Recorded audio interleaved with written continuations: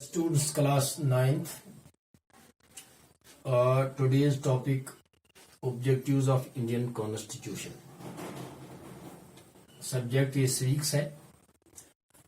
आजकल हम ये पढ़ रहे हैं तो कॉन्स्टिट्यूशनल डिजाइन जो है तो उसमें हमने आज पढ़ना है ऑब्जेक्टिव्स ऑफ इंडियन कॉन्स्टिट्यूशन.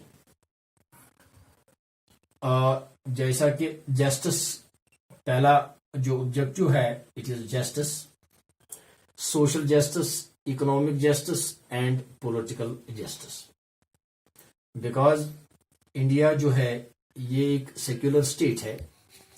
हर एक फर्द, हर एक सिटीजन जो हमारे हिंदुस्तान का है तो इसको कॉन्स्टिट्यूशन के लिहाज से अपने अपने राइट्स इक्वली डिस्ट्रीब्यूट होने चाहिए. जैसा कि हम उठाएंगे पहले सोशल जस्टिस मीन्स प्रोहिबिशंस और द डिस्क्रिमिनेशन रेस और द कलर और sex with this aim in view right to equality. Constitution में जो है सोशल जस्टिस जो समाजी तौर पर है उसमें ये प्रोहिबिशन नहीं होना चाहिए या डिस्क्रिमिनेशन नहीं होना चाहिए रेस या कलर या सेक्स पर. ऑल और इक्वल, हर एक को इक्वल शेयर मिलना चाहिए, इक्वली ट्रीट भी करना चाहिए in the society. With this aim in view right to equality has been guaranteed by the constitution to all citizens. ये जितने सारे सिटीजन्स हिंदुस्तान में है रहने वाले हैं इन सब को बिल्कुल राइट टू इक्वालिटी है. हर एक को बिल्कुल एक जैसे मतलब राइट्स मिलते हैं. किसी किस्म की कोई डिस्क्रिमिनेशन नहीं होनी चाहिए, ये कॉन्स्टिट्यूशन में है. दूसरा economic justice. It means that wealth of the nation should be distributed in such a way that people may derive maximum benefits. तो उसमें भी किसी किस्म की ऊंच नीच नहीं होनी चाहिए. It should be distributed in such a way that people may derive maximum benefits. All must have equal opportunities. हर एक को equal opportunity मिलनी चाहिए. तीसरा जो है that is political justice. Equal political rights to all the citizens. हर एक citizen को equal political rights मिलने चाहिए. पॉलिटिक्स में इक्वल शेयर मिलना चाहिए. हर एक का राइट जो है, जो हक है, इट शुड बी प्रोटेक्टेड.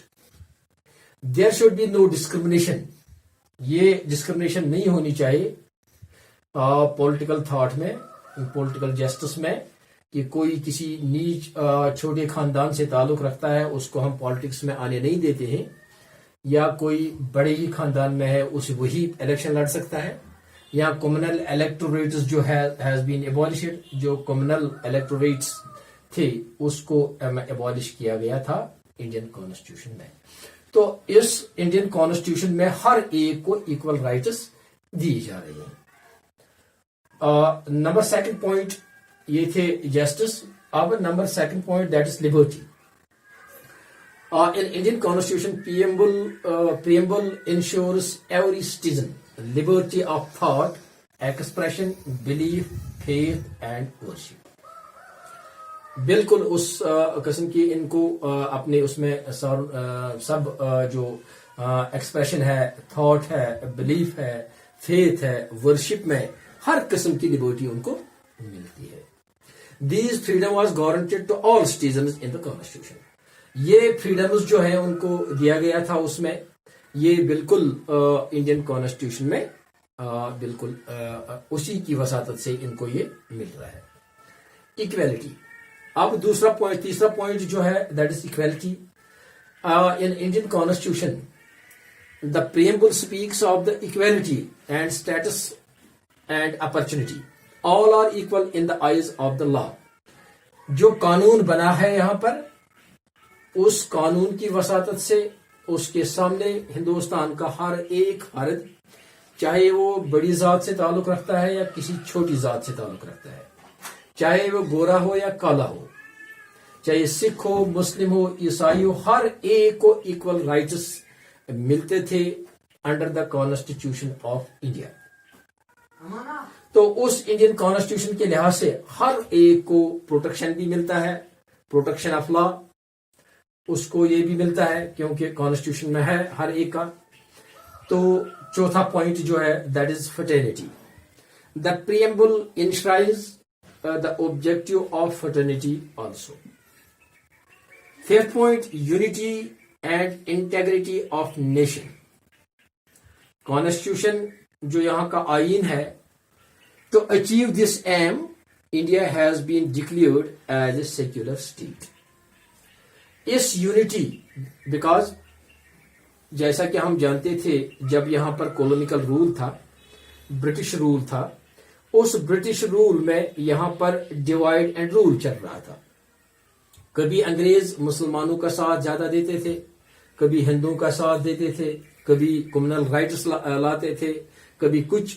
تو اس کی وساطت سے وہ یہاں ہندوستان پر راج کرتے تھے اور لوگوں کو ڈفرینٹ سیکٹس میں, کبھی مسلم, کبھی ہندو, کبھی سکھ, کبھی عیسائی, ان میں بٹاتے تھے اور ڈیوائڈ اینڈ رول پالیسی چلا کے اپنا راج یہاں پر کرتے تھے. تو achieve this aim India has been declared as a secular state. یہ سب کچھ یہاں پر اب ختم ہوا تھا. All are equal before the law, all are equal before the constitution of India, and ہر ایک کو ایکول رائٹس ملتے تھے, ہر ایک کو ایکول سٹیٹس ملتا تھا ہندوستان میں. اب اس لیے یہ سب چیزیں ختم ہوئی تھے. There is one constitution for whole country. پوری کنٹری, پورے ملک کے لیے ایک ہی کانسٹیٹیوشن ہے, ایک ہی آئین ہے. اس آئین کی وساطت سے ہر ایک کو اپنے اپنے رائٹس ملتے ہیں. And there are 22 languages have been recognized by the constitution, اور کانسٹیٹیوشن نے 22 لینگویجز کو بھی یہاں پر ریکوگنائز کیا ہے. So the unity and integrity of nation, قوم کی یونٹی اور انٹیگریٹی یکجہت جو جس کو ہم کہتے تھے, یہ that is the first importance. تو اس کا کافی اچھی امپورٹنس ہے. تو یونٹی ہونی چاہیے اور انٹیگریشن ہونی چاہیے اس کانسٹیٹیوشن میں. تھینکس.